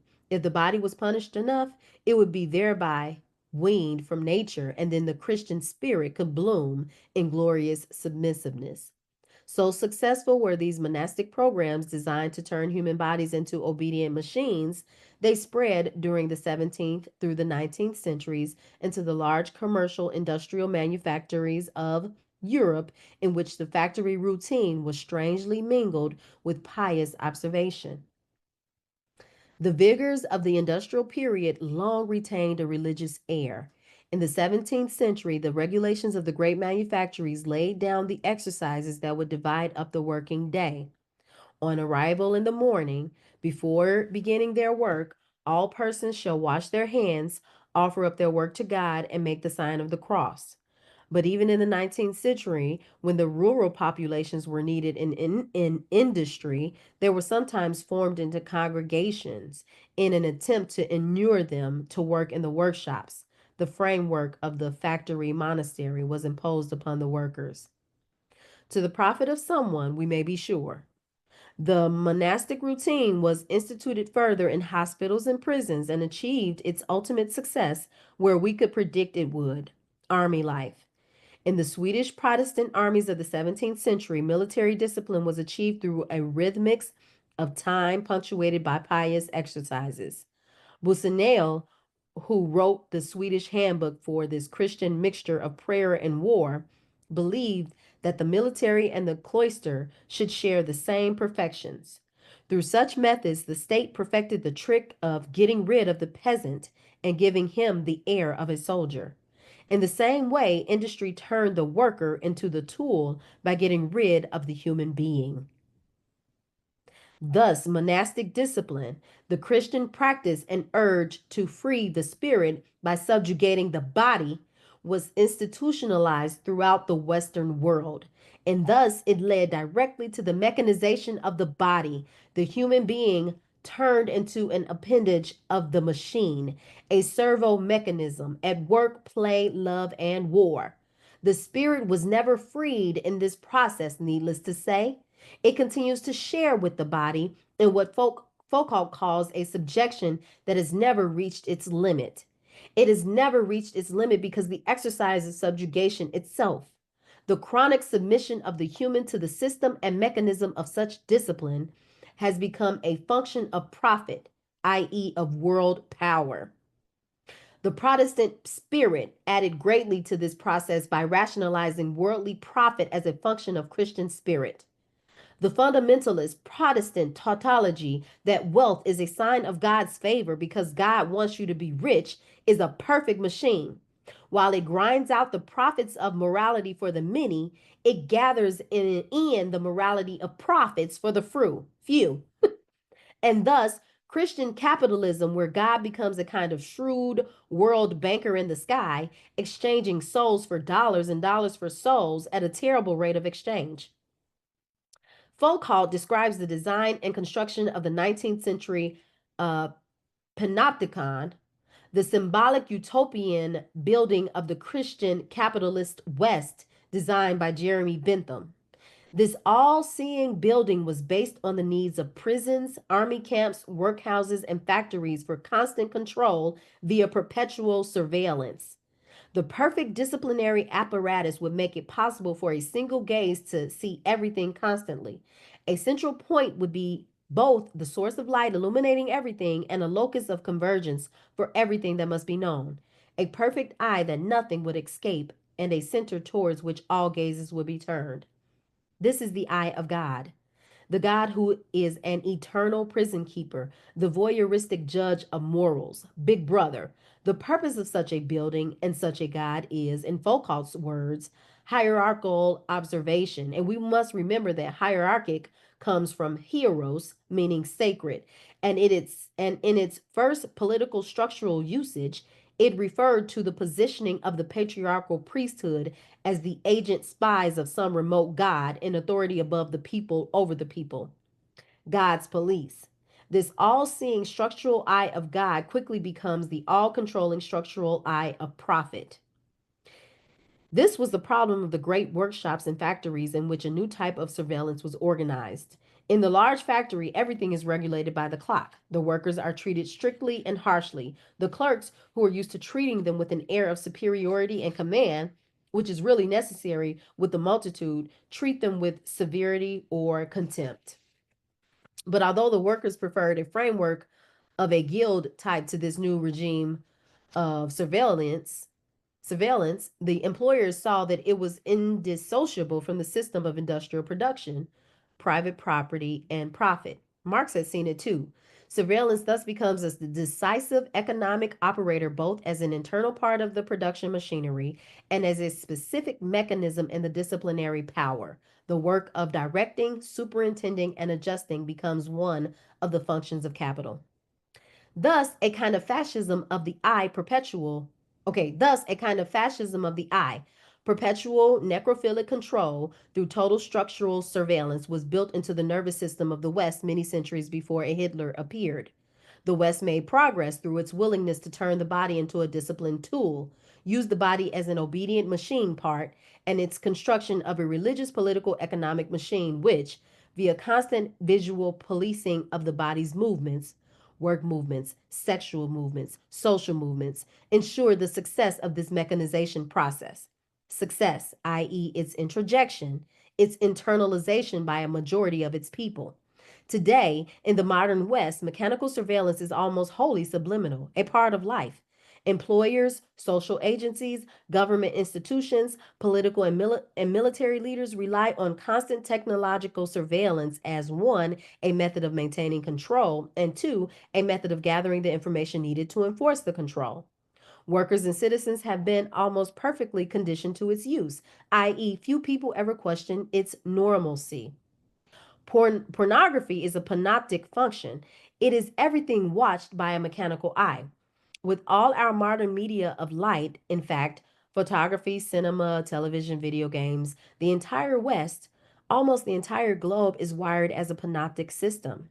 There are few places one can go to escape that perfect eye, that single gaze, which is modern electronic surveillance. Optics is the genius of the West, and voyeurism its major mechanism of control. With the spread of global or multinational corporations and construction of free trade zones throughout the third world and soon in undeveloped ghetto neighborhoods of America, economic political panopticism will be complete. Free trade zones, which employ 80% to 90% women workers at substandard wages, often housing them in prison like dormitories within the zones, are surrounded by cement walls, usually topped by barbed wire. The women are under constant surveillance, not only at work, but on their off hours. Remember, this book was written in the 1980s for their moral and political behavior. So the women are under constant surveillance, not only at work, but on their off hours for their moral and political behavior. It's becoming standard practice for even well paid, high tech male workers in America and other major industrial countries to wear computer sensors on their bodies throughout the workday. These electronic sensors record the speed and efficiency of the body's work movements in relation to each task. Sweat, skin conductivity, pulse and heart rate, muscular tension, and reaction time are all recorded by the eye of God. Because the West was arrogant enough or insane enough to believe its anal eye was truly the eye of God, its will to total dominance, truly God's will, its perpetual machinery of observation and control, in fact, the machinery of God. Wait a minute. Because the West was arrogant enough or insane enough to believe its anal eye was truly the eye of God, its will to total dominance, truly God's will, its perpetual machinery of observation and control, in fact, the machinery of God, it made progress, quote unquote.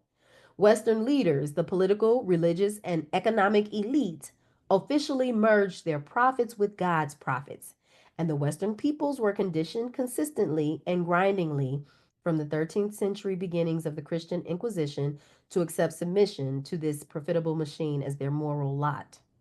The patriarchal denial of the mother becomes the political denial of the people, which becomes the total mechanization via capitalization of the human body.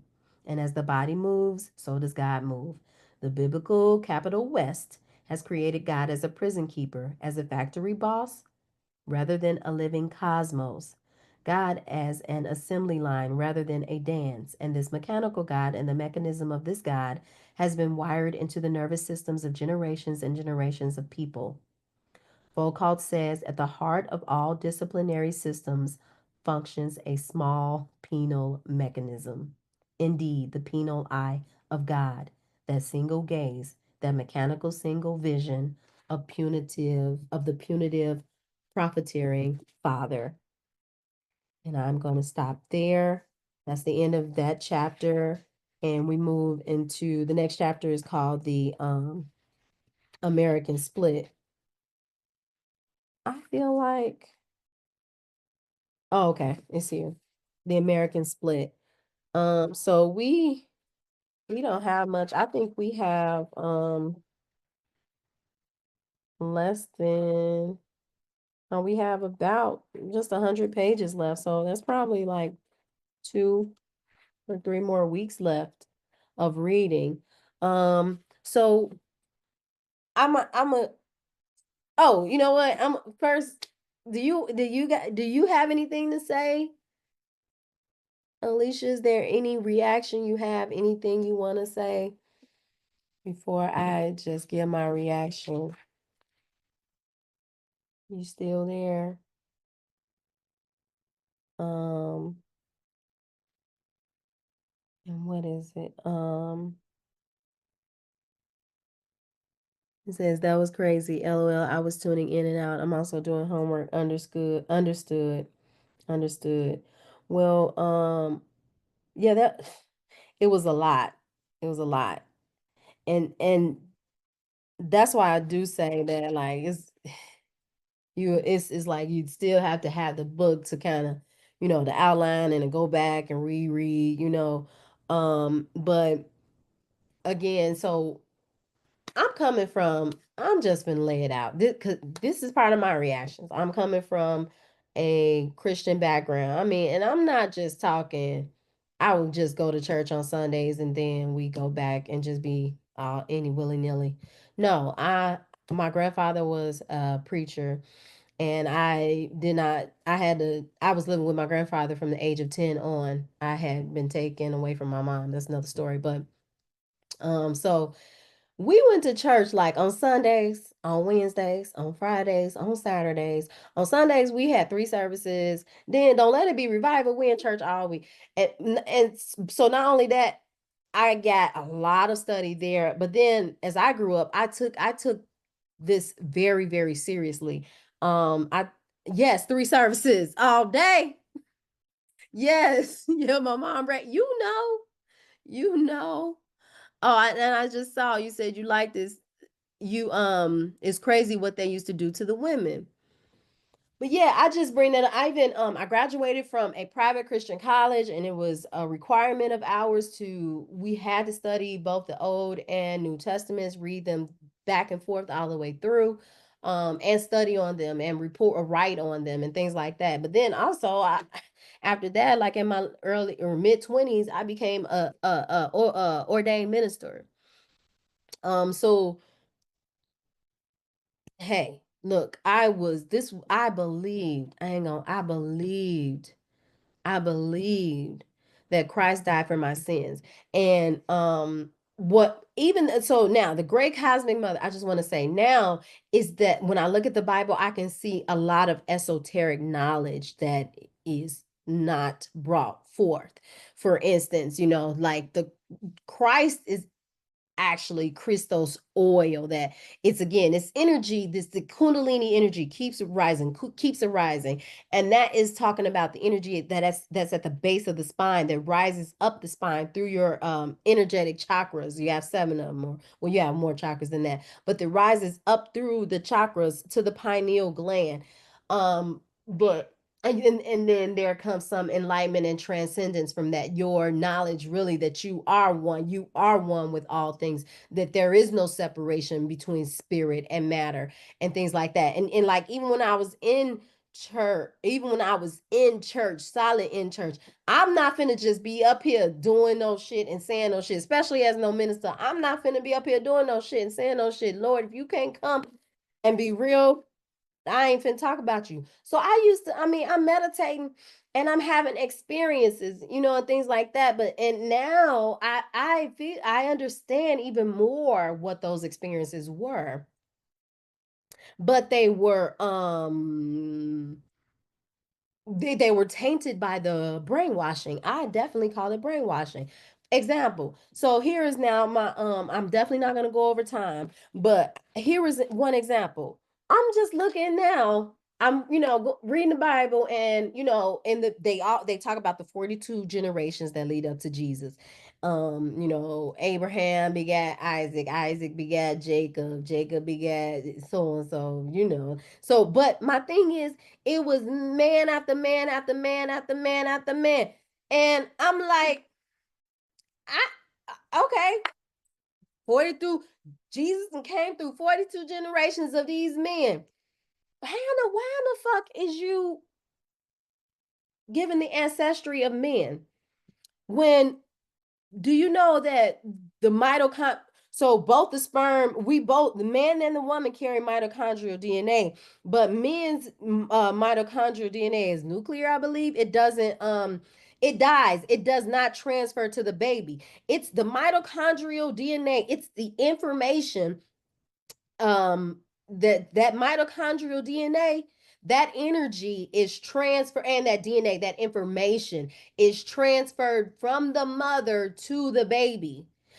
Ancestry is determined by the mother. You can only determine ancestry by the mother. So why did y'all go through this long list of men? Okay, so I'm just like, okay. Okay, next, I'm like, okay, so life began per the Bible 4,000, 6,000 years ago. That was the first man on earth at all.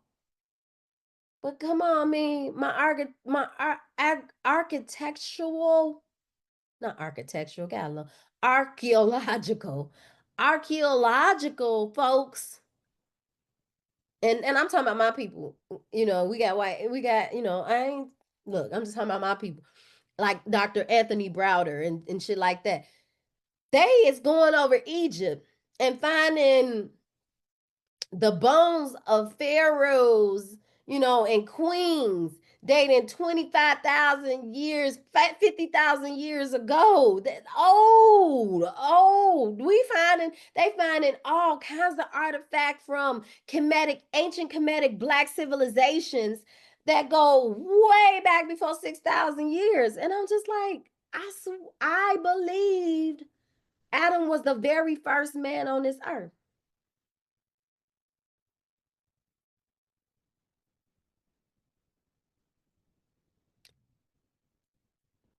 It's just simply not true. I tell you that every word of the Bible I said was true, baby. Every word had to be true. It had to be true. That's not fucking true. It's simply not true. The evidence, the mounting evidence, is simply saying that the Bible is not true on that point. So you're naming ancestry of men when I don't know how the fuck you got that, because how you can't even, the ancestry is determined by the women. Why the fuck, where's all their names at? Then you gonna tell me that the first man was Adam, and that Eve couldn't just come through a regular woman's coochie. She had to, somehow she was developed with his rib and shit. And they was the first man and woman. When we find in dynasties, we're finding proof of dynasties of civilizations that lived before, way before the 6,000 year beginning of time per the Bible. And then and reading as and reading on the history of the ancient ancestors and shit, there were no orphanages. There were no what you call that? Senior living places, like where you put old folks. There were no old folks homes, no orphanages, there were no jails. When Yahweh and Jesus come up on the scene, now it's war all the fucking time. I don't think we done had war since Adam got here. These are things that I can't refute no more. You know what I'm saying? Like, and I wasn't never, it was like I wasn't refuting it. If I just was so tunnel, like, this is it. This is it. Like, everything else is a lie. This is it. And now I'm just like, what the fuck? And so why is this become so important for me is because, well, one, I mean, now that I've connected within my own self, spirit to matter. Now that I'm marrying the masculine and the feminine energies within my own self. Now that I've experienced here and there, my oneness with everything around me. You know what I'm saying? Now that I am able to appreciate cyclic processes of life and birth and death and rebirth. And now that I ain't afraid to die. Because I know death is an illusion. I know. Like, I don't have to believe. I don't have to believe. But that's through my word. That's through that rising of the Kundalini from that serpent that they call. That serpent that was in the beginning of the Bible, that Eve was talking to the serpent, they say. Right? Yes, for sure. Me too. I was scared for so long. That bitch. Not you. I'm gonna call you a bitch. No, I'm saying in general. No, I'm just saying like, yo, no, y'all can't scare me no more. And now that's what I'm saying. That serpent. Now I see the story. It was, the serpent was this again. It's the Kundalini energy raising, and that's what Eve was showing to Adam. You know what I'm saying? But anyway, so then that's why Eve was made to be like just the word. That's why they had to do women the way they did. This is why I brought this book out. This is why I decided I wanted to bring this book for, like, read this book, because you can see how. So now you got these men, like you got the men, like the Council of Nicaea that was done in 325 AD, when you got a bunch of men sitting in this back room talking about, Christianity and how it's going to be laid down, and what's going to go in the Bible, which books are going to go in the Bible and which are not. That Council of Nicaea. You got people, these men saying, okay, wait a minute. You know what I'm saying? If a woman ever embodies herself the way she used to, you know what I'm saying? She ain't scared of shit no more. You know what I'm saying? She in tune with her psychic processes. She don't need no doctor. Because she know how to heal her goddamn self, and she know how to heal her family. She gonna turn this motherfucker world upside down. Burn her ass. If she wearing some earrings, if she too sassy, you know what I'm saying? If she doing that yoga shit, burn her ass. Burn her ass. So I'm seeing all the connections. And now that, you know what I'm saying, like I said last week, like I've been working with my hands. And real quick, my daddy had this sore. He had like this big old lesion right here on his hand. And he had been burned the bitch for being woke. Yes, yes. Yes, but my dad had this big old lesion right here. And he told me, I seen him. I'm like, Daddy, what is that? He said, I don't know. I've been having it for, I think he had it for a year. It's just been growing and growing. He was going to the dermatologist. He went to the doctor. They just told him, hey, it's stress. They know what the fuck. The dermatologist couldn't figure shit out. The doctor couldn't figure nothing out. My daddy just walking around with this thing. He like, it's all right. It's all right. I'm like, huh? Do you know, I ain't do no crazy mystical calling on no devil, no shit like that. I just said, whew, I'm so grateful that the ancestors inside of me, they're gonna give me the answer. The information is in my ancestral DNA on how to heal my daddy. Then just like that, I collect herbs now. And so someone's like tobacco leaf. Remember that time when you pulled out the bee poisoning? Well, the tobacco leaf sucked the bee venom out of a sting that you had on your foot. Looks like you want to be able to suck out whatever that is, you know what I'm saying? Whatever toxin he has there, you can be able to suck it out with the top, just like that. I promise you. I don't say download, I don't know, I'm just saying boom. Like I was expressed gratitude for ancestral knowledge, and boom, just like that. And so I made the like I got all I played with it, meaning I boiled some Roost Nicotiana rustica, some just straight up wild tobacco leaf. I boiled it, I fermented it, meaning like I let it, like after I boiled it, I let it sit for like 2 weeks. And I did like I just, I danced over it, and I was just like singing songs, and I was like grateful because I know this has been a work, That's it. That's it. I ain't do nothing crazy, like no mystical, nothing else. And so then I started putting I put the tobacco leaf, I laid it on there, and just rubbed it and just let it stay on his hand.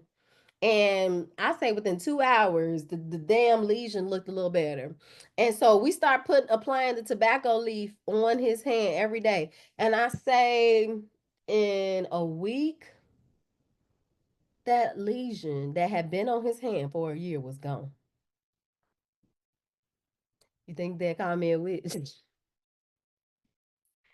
So I'm of the devil. See, that's what I'm saying. So this is why I felt it important to read this book, because I want to make my contribution with pushing with my contribution toward having us as women connect with the divine that is within ourselves. Simple. You know what I'm saying? Simple. And I'm not trying to push no theories or nothing, or change no religions or no shit like that. I'm pushing critical thinking. That's it. All right. So I'm done because it's 10:35. So I love you. I thank you for tuning in and doing your homework at the same time. Love you. Yep. And you have a good night. Until we meet again. I'm glad you enjoyed it. All right. Good night.